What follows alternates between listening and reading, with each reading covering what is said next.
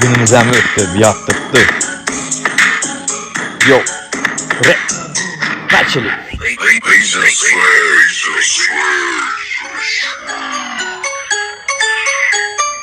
Aylıkan düşüp yattırdı.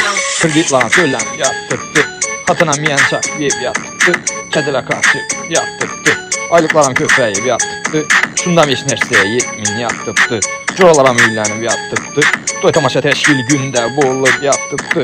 Şuncanam aylık yetmin yattırdı. Kıştan elden metanla ilinip yattırdı. Benzin günden güne kımmatlap yattırdı. Bayıgan bayıp yattırdı. Kembagal gününü görüp yattırdı. Vaxt bulduradı, toxtamin öttü yattırdı. Okşa girecekler, patkurs katnab yattırdı. Pul tamam deyərlər, ayılsız katnab yattırdı. Okşa giremən deyərlər, egzamin tapşırıq yattırdı. Vayman deyən biznes başlab yattırdı. Balalı bulaman deyən layla kurub yattırdı. Hayatını görəmən deyən çetə kaçıb yattırdı. Dım pul tapalmayarlı bazarlar var edib yattırdı. Günlə ötdə vərəndi, hayat dügive.